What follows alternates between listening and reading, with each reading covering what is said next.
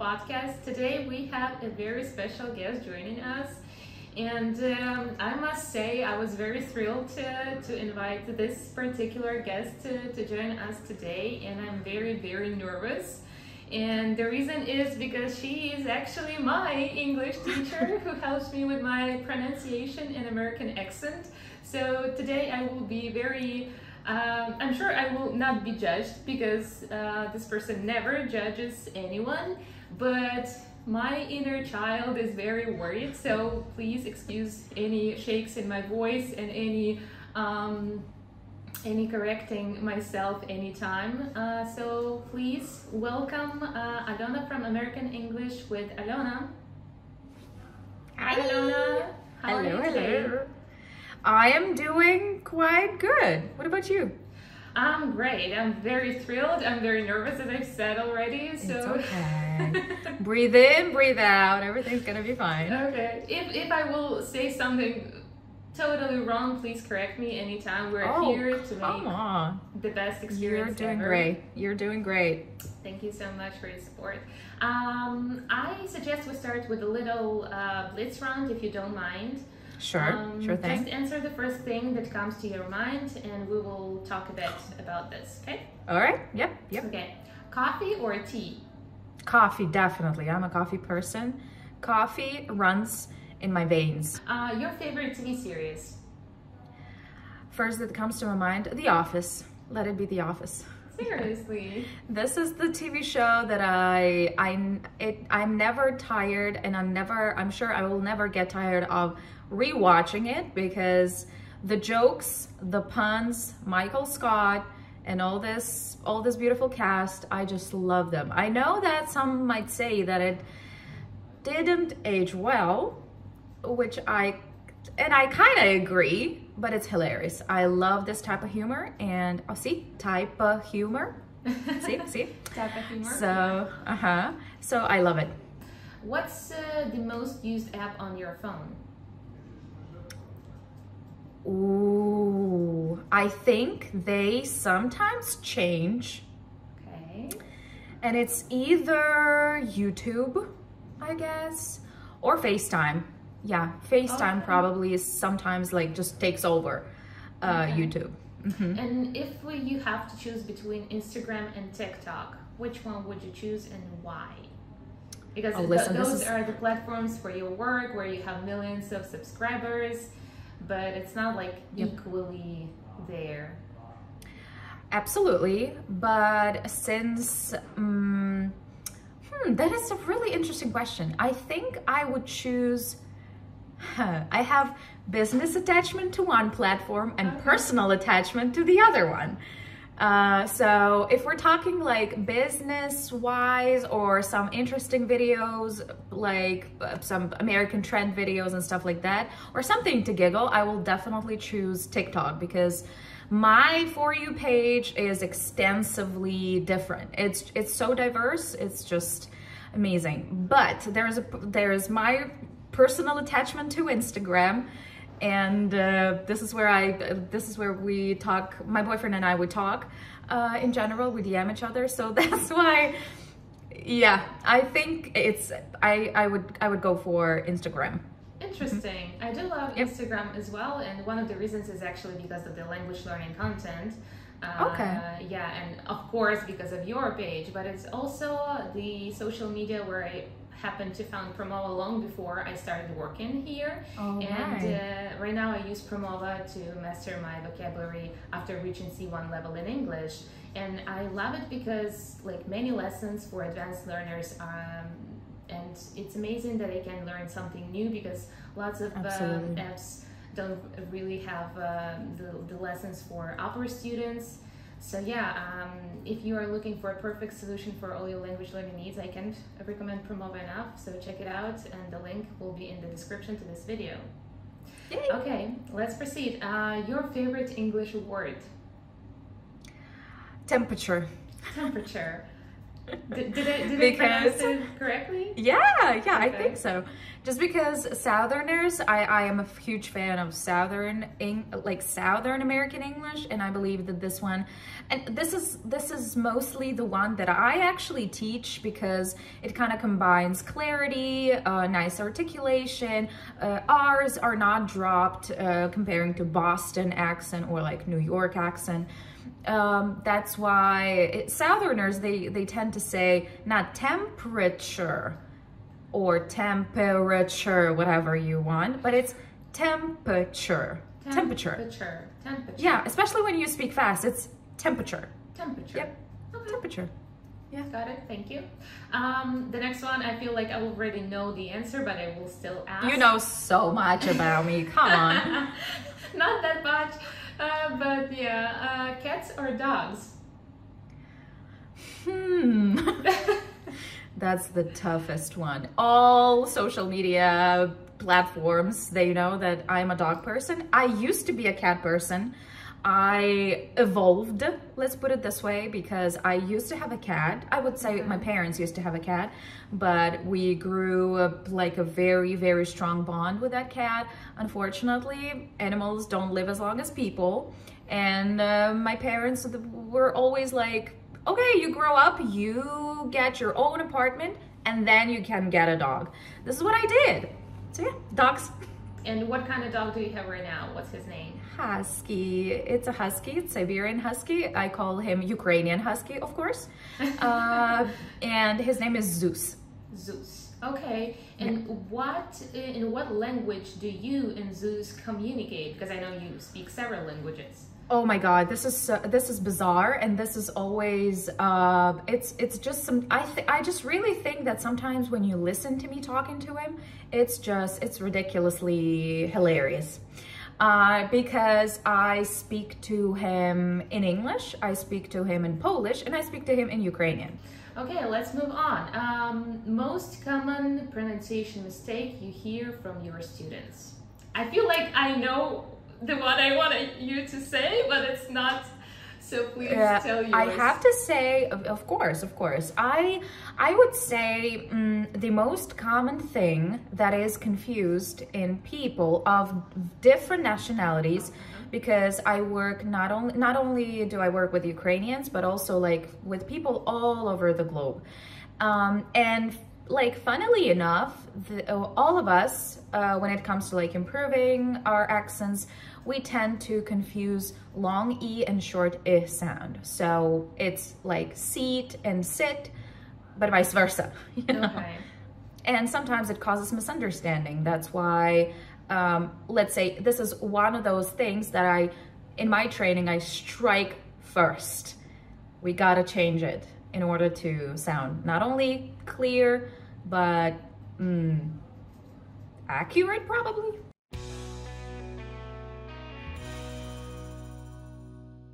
As far as I remember, you have kind of like an interesting story of about like languages in general in your family. You've been raised in either bilingual or even trilingual family. Can you tell us about that? How was that for you?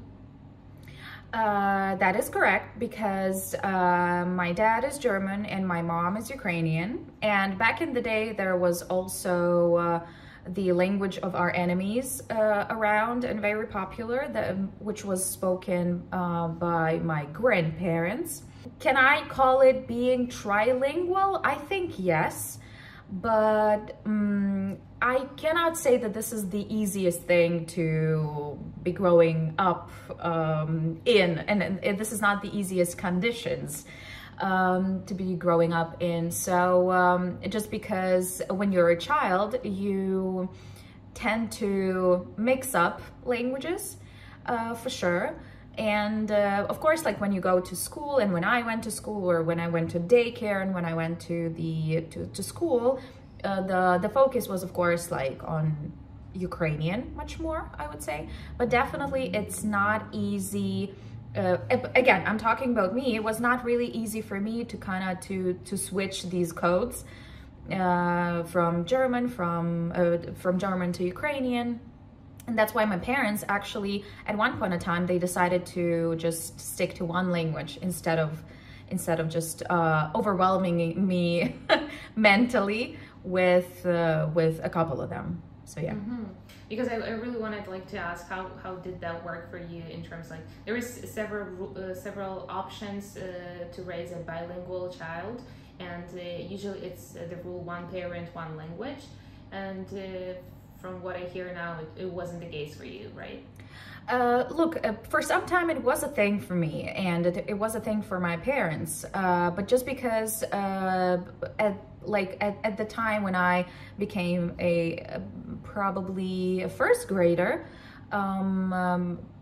and before that a little bit, my parents actually spoke different languages to each other, you know, and it was not only a a complete mix up for me, it was also kind of very messy for them too, because when one person speaks German to you and you have to reply in Ukrainian, and you know, when you're not in the mood to do that, or when you're tired, they just switch to one language. So that kind of created a little mess for me as well, and for my sister as well. Therefore, it kind of worked, but just for some time. Again, I don't regret my parents having changed things in regards to not kind of pretty much putting a lot of effort into bilingualism, but I'm grateful for that. Yeah, okay. I'm grateful. So do you speak German these days? Honestly, no. Really? Yep, I don't speak German. I mean, I know this language, but I don't speak it. And because of lack of practice, and since my dad, I mean, he speaks Ukrainian, he speaks the language of enemies, but I'm dragging him to try. Okay. Yeah, at least he texts in Ukraine, and I'm like, progress. that's a lot. That's a huge deal, okay? And so I don't speak German to him because I also have other language classes, and I'm like, please, I need to unload. Please, no, let's not do this. So for when I want, and when I kind of forget things, I may ask questions, or I may talk to my dad in German, but honestly, I don't. It's not as often as English, of course. I see. And when did you start with English then? If your dad is talking in German, your mom in Ukrainian, so when the English happened in your life? It happened pretty early too. That's why it was even more difficult. That's why probably this was also it added up a bit of load on me. That's why my parents actually decided to, we gotta do something. Let's start with English, and then we'll get there. So English happened very early to me, just because I have an older sister. She started her classes earlier than I did, and I was still a kid, and I was exposed to that too, because she had a tutor, and they were coming to our house, and I was also listening and playing around, and kind of repeating all of those things as a kid. And actually, if I'm not mistaken, that tutor was American, or she's been living in the States at that time. And I was exposed to the American accent pretty early. Okay, so does this mean that your sister also has an amazing American accent? No, that does not. So listening to an American teacher is not enough. No, it's not. Just because, of course, a lot of things depend on you. Again, we come back to the thing that I actually discussed the other day with my friend about motivation of people to change their accent. Not everybody needs it. You may have a native speaker who is your teacher, but you may not need any accent work from them. It may be vocabulary, grammar, whatever, just talking, just building conversation. But my sister didn't need any accent, and I think it just didn't stick to her. Mm-hmm. Whereas me having a little more musical ear, and having this kind of language convergence skills. I just pick up very easily, even if I don't know the language, and I didn't know the language at that time. I picked up the manner the person was speaking, and I was just like repeating. I was mirroring. I was kind of parroting, and yeah, that I liked it. That's and so cool. It stuck to me. Yeah. That's so cool. But let's make it clear for our listeners. So Sure. The accent and pronunciation is not the same, right? You can kind of like pronounce things clearly, but don't really apply any accent on top of that. Right? Absolutely, absolutely. So in example with my sister, she pronounces things very correctly. She does not say comfortable, but she says comfortable, right? So she doesn't mix up like the emphasis in the word. But in regards to accent, she has a pretty thick Ukrainian accent when she speaks English. Does it prevent her from being understood? No, it does not. But yes, accent is a completely different thing, in my opinion, because it's more about territory, regions, and how people tend to sound in a particular area, rather than the correctness of saying the word. Okay, got it. Okay. And what about like starting your career? You decided that you're gonna be an English teacher when you were like how old?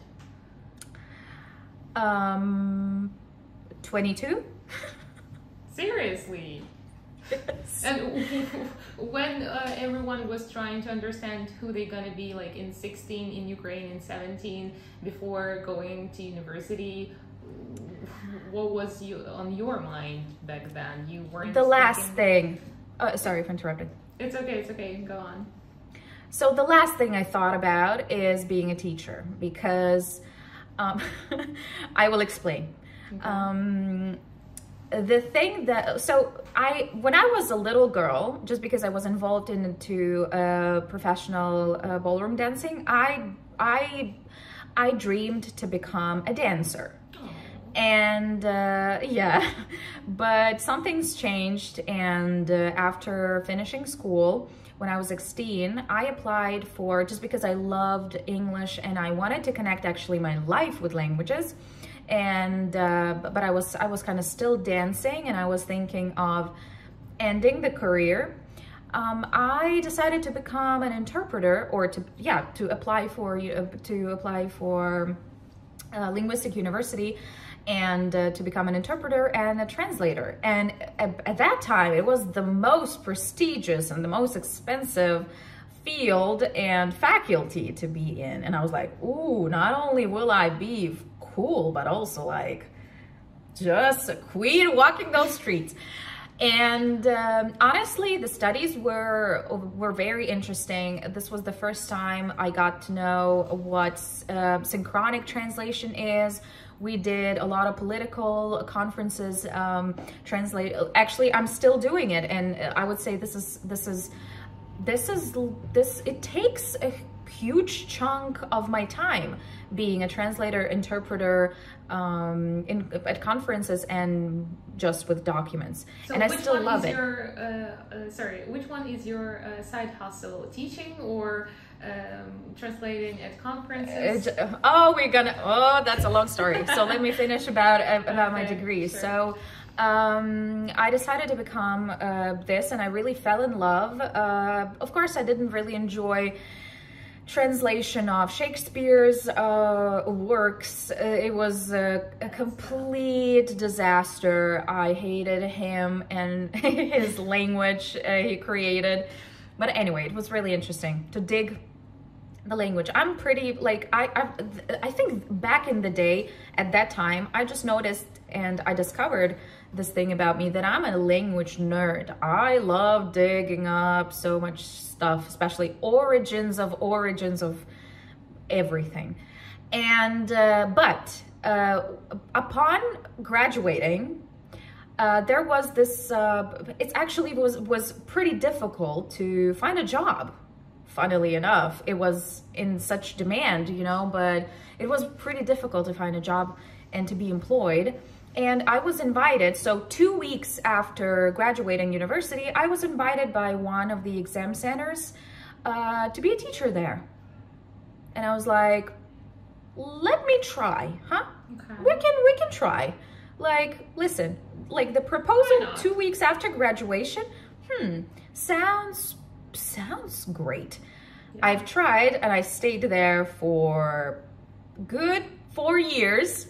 Wow. And I've become one of the best teachers at that center, and that's how my teaching career started.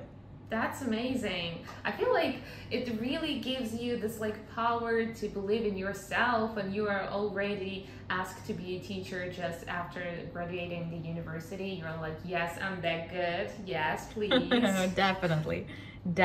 And I knew that I'm good because I believe young specialists were actually pretty welcomed at that company, and they were very friendly towards even employing students, you know, part-time for kids, for example, to teach English to children. That's amazing. And yeah, which is actually amazing, because I think it's nowadays I wouldn't want to be a teenager again looking for a job. This is, guys, yeah. I'm sorry, really, but seriously, but back in the day, I really liked this idea that they were favoring young specialists as well. And because it was pretty tough on the job market, I felt like, yeah, we gotta try.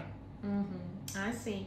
And getting back to your side hustles, or not really side hustles, which one is the hustle for you? Like teaching English or translating at conferences? I also know that you do the overvoicing for lots of YouTube things. So which one do you find like more as a job? Which one is more like of a hobby? That is a really interesting question, and whenever I try to answer that, I ask myself multiple times, what is actually my main job? And it's the most difficult question to answer, because I feel like my mission on this planet is to teach people, and I believe in that, and I believe that I'm really good at that. But unfortunately, I think over the past years, teaching, I still love it. I still love what I'm doing, but it's not the main hustle of mine. I think the main ones right now are translation interpreting. It takes a lot of my time, and I also really like it. Then it's voice acting. For different people and different clients, YouTube channels and whatnot. Then comes teaching. And probably together with that is content creation and being an influencer. However, you know, I just said that, and I think I should have put it on the first place, because it takes the most of my time. This job takes the most of my time. I believe it does, but it's so inspiring to hear you talking about all of your jobs with such inspiration and dedication. I just love it. And if we go back to content creation, when did you start working on your social media? Because I vividly remember that I was in search for the best teacher who could help me to improve my American accent. And I was searching on Instagram, and that was the first place where I found your page, Teacher Aliona. And I remember that it was like, probably was the fall of 2020. So the pandemic was in a full mode. And you had like less than 500,000 followers back then.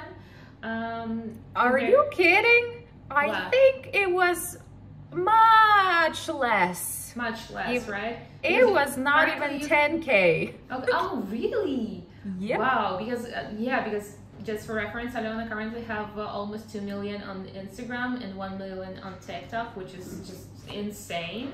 And I remember that I've been we've been working on my American accent for like 3 years now, and I remember when I was waiting for you to reach 1 million on Instagram to congratulate you on that.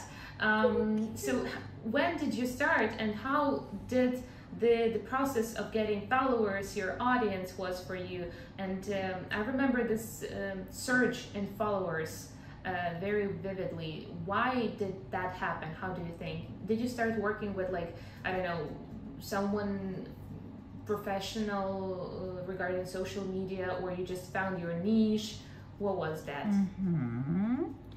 Okay, so I think I wouldn't actually discover or like open something new by saying that actually this is pandemic that pushed me into doing something on social media, because everybody did it at that time and we were kind of closed at home, and it was pretty boring time, I would say. It was pretty boring. And whenever you see on social media, which is actually also played a bad joke a little bit later because of being burned out, but whenever you saw like, okay, this one woke up and already read 4 books, that one already ran 3 marathons, and yada yada yada, I was like, am I worse than them?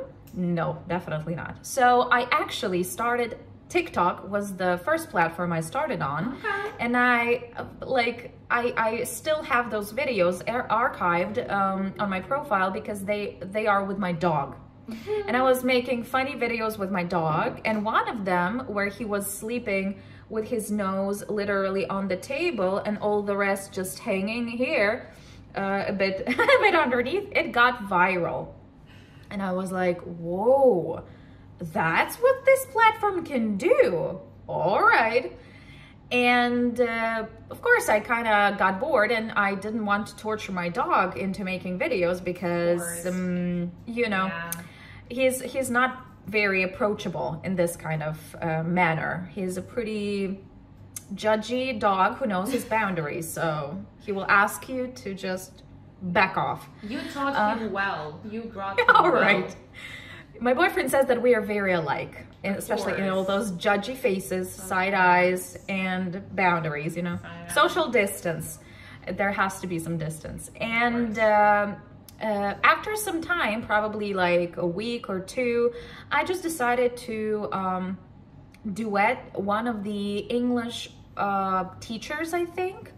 I don't remember her name, but she was doing something like accent challenge. She's an American, and she was doing this accent challenge, whether you could pronounce certain words correctly. And I was like, I can. What's so difficult about it? Like, and I did it, and it got viral too. And I was like, this is something I know well. I think I can also like show to people that I know it well and that they can know it well. So that's how it started. It started video by video. I remember being in search for the ideas, like digging my mind, just pondering about ideas every day. And that's how probably I started, but it wasn't still. I was still searching, and making very different content, grammar videos, vocabulary videos, accent videos, funny videos, and all of course related to the English language, especially calling out Americans or calling out native speakers. This is my favorite. And then, of course, after this kind of search, I realized that people, especially my followers, they were kind of requesting more and more about the accent. I cannot pronounce this, please help us do it like easier and stuff. And that's probably by those baby steps, by taking baby steps, I actually found my niche. And honestly, Instagram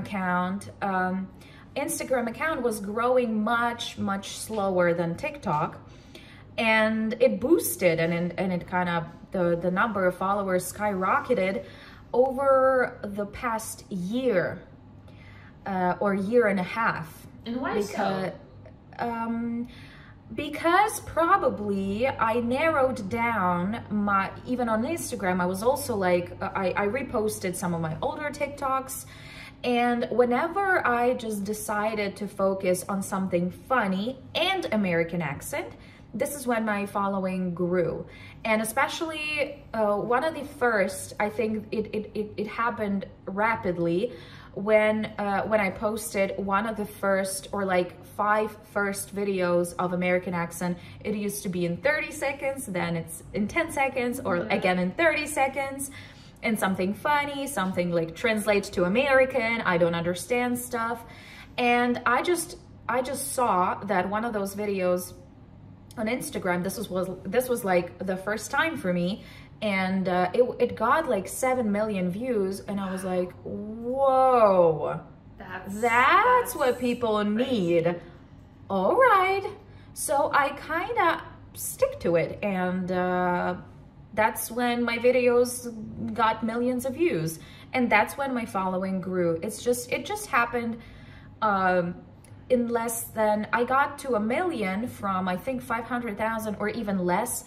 I remember, from 300,000 to 1 million I got in probably half a year by becoming viral. Wow, yeah. That's so fast. And answering your question regarding professional help, I never used anyone apart from my sister, who helps me actually with my social media platforms in terms of just posting the content that I create.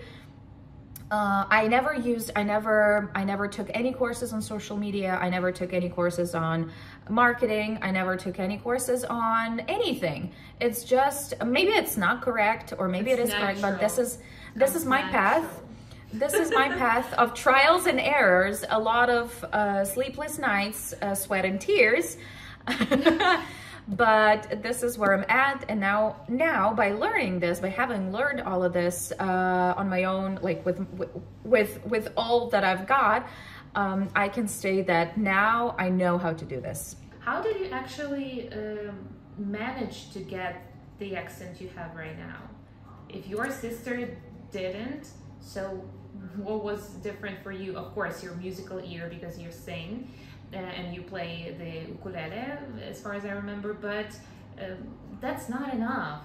Let's face it. I've been working on my accent for 3 years, and for the first 8 months, I've been working for 3 hours a day, every single day, which is, now I realize I was kind of too much, but I'm still not at the point where I wanted to be, and you are. So how did that happen for you? I have to say one very important thing right now, and you may disagree with it, you may not include it into the video, and I understand it. My therapy session begun. You, my dear, are currently the person and the student of mine who has gotten the highest level of their accent. Seriously? Yes, and wow. Yeah, because with all this, this is probably answering your question. This is all about hard work. This is all about consistency. This is all about motivation, dedication, devotion, call it whatever. But I do believe that hard work pays off. And in your case, it also does. Another thing is that we tend to be very hard on ourselves. We hear all the flaws. We want all the time to be better. Yes, sure. But let's not invalidate the fact that you've improved so freaking much. And I'm really proud of how you sound. It's all because of you. Oh, stop. You know me? Listen. Again, speaking of invalidating, let's not invalidate what was the self-input into all this work. And that was probably also like, speaking of soaking with British English and accent education system, it was pretty tough, I have to say, because my accent was not always there because of this reason, because no one basically kind of explained what is what. So you didn't have like an accent coach as I have right now, right? I never had an accent coach. Never in my life have I ever had like an accent coach. But what I did, I did have, I just remember myself having the best pronunciation in my class group. And everybody was calling it American, but like now American accent and back then American accent is definitely also, it's definitely different. But just because my love to the American English was so big all the time, and also my dream was to go to the US, you know, and kind of to travel around that country, my dedication and my devotion and like loyalty to American English has always been there. And that's why, even though, you know, these kind of distractors were always around, like school English, university English as well, because I remember myself at university fighting constantly with those teachers about pronunciation of words. One of the examples was like one that I will remember till probably my last day on this planet, when my teacher of what was that? I think it was practical grammar classes or phonetics classes. We fought with him because he was saying Chicago. No, it was Chicago. Hello, yeah. Chicago. And I was like, wait a second, it's Chicago. It's Chicago, it's not Chicago. And when I took, if I'm not mistaken, Google Translate was a thing. I think specifically for that person who was older, of course, much older than I was, I took some sort of dictionary, and I knew that this is just a universal way of pronouncing this city, even in British English. And I showed the transcription of the word. And that's when it was like +1 victory, you know, in the basket of mine. So yeah, it was always a constant fight with the world for what I love. That's how I got there. Okay, but what about like the actual flow? Mm-hmm. Did you sit and I don't know, listen to some series or TV shows of yours and try to mimic or try to write it down what you were hearing and repeating? How did it happen for you? Because also what I remembered right now that you've advised me to try to rap. Yep. Yeah, because that helped you. Yep. And that's very interesting because that's totally another vibe of doing American English accent. So what was working for you, like, specifically? I'll explain. So at school, let's say when I was a schooler, I didn't really work on my accent though. It was mostly, I think, the American English, like apart from the accent, like vocabulary and all the rest of the stuff. But when I got to university, and that's when I traveled to the States the first time, basically being exposed to native speakers and listening to them. And just because I really liked, that's what the emotional attachment and the psychological mirroring happened, because I loved it with, like, to my core. And that's why kind of this mirroring probably started, not even consciously, I would say. I was not like intentionally mirroring them. I was mirroring because I really liked it. And I heard it, like I've listened to it, you know. I listened into society, so absolutely. And I think at university, this is I think I was still a sophomore, and this was the very first time we had some sort of, it was not a competition, it was some sort of presentation of our English skills and stuff. And that's when I was exposed to shadowing, like the very first time. It was 2010. and it was a movie. It was just a part of the movie we were supposed to kind of role play and do the voiceover of.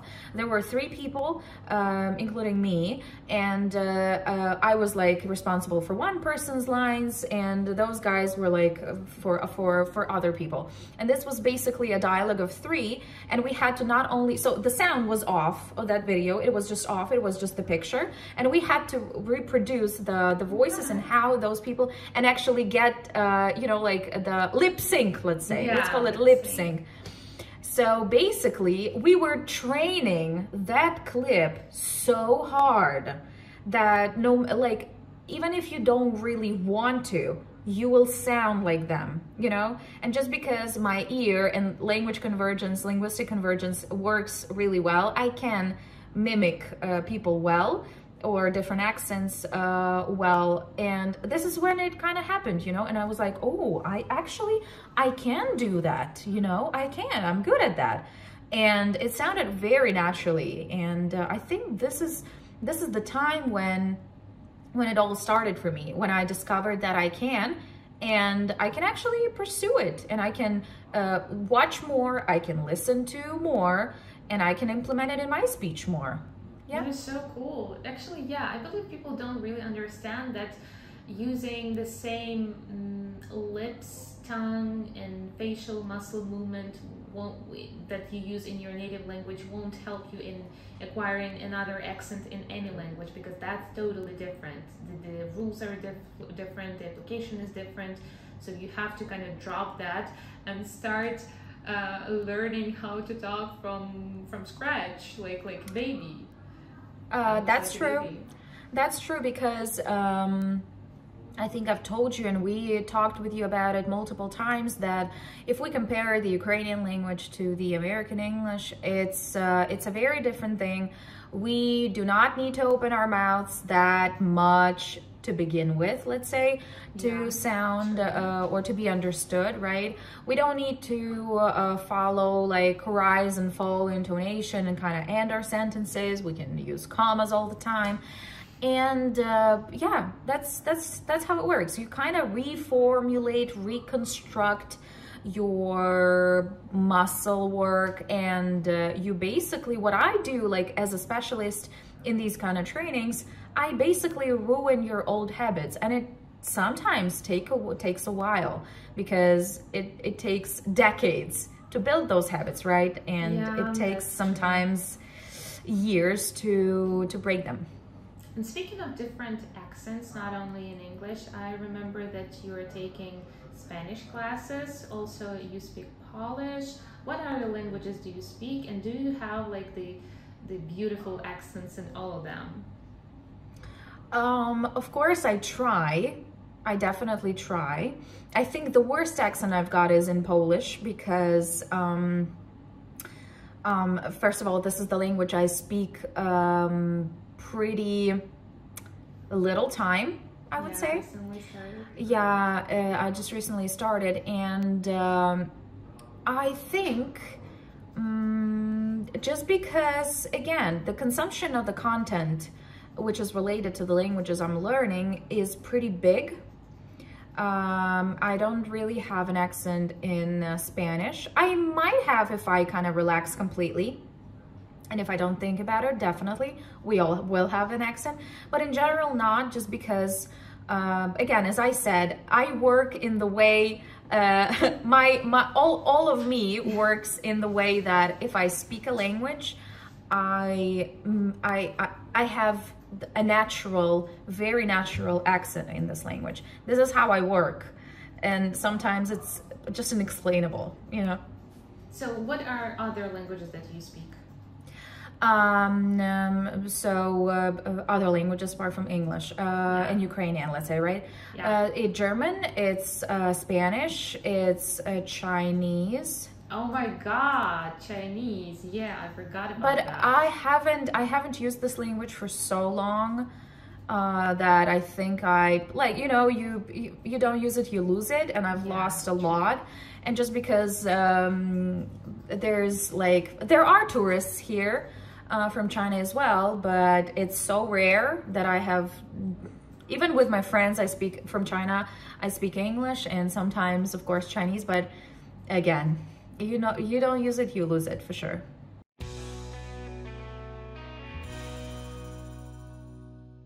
Guys, since Aliona is promising to stay on TikTok and stay on Instagram and even develop her YouTube channel, I encourage you to follow her on all of those social media.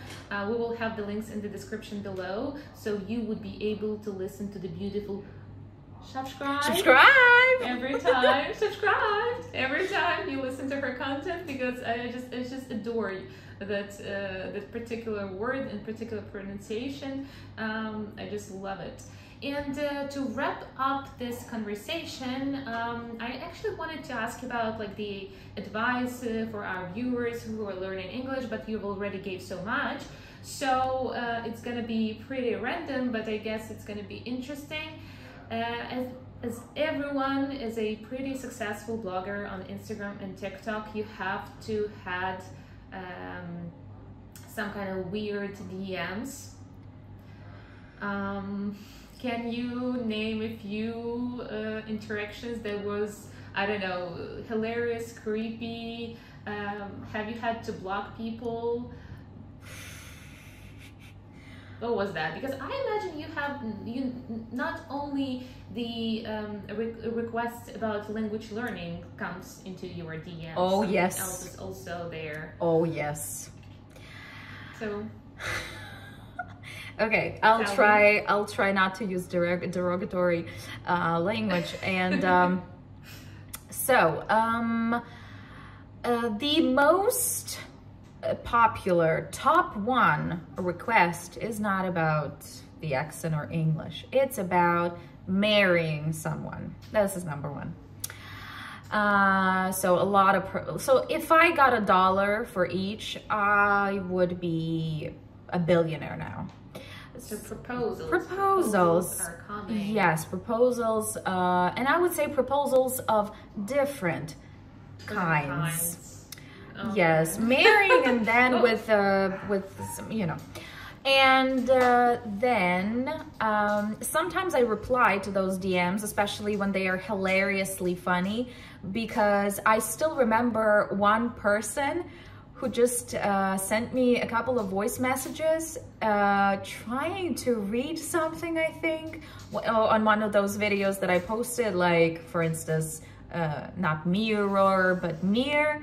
And that person just kept repeating that and started laughing so hard because of him like reading it and repeating it in a very funny way and intonation. And I actually replied also with a voice message, like it made my evening back then. I also laughed really, really hard.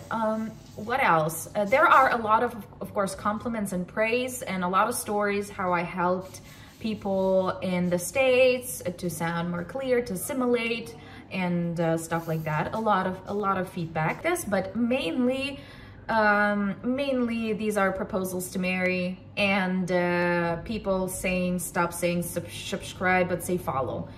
And those are blocking is my love language, you know, these days. So it's I see. You don't tell me what I have to do.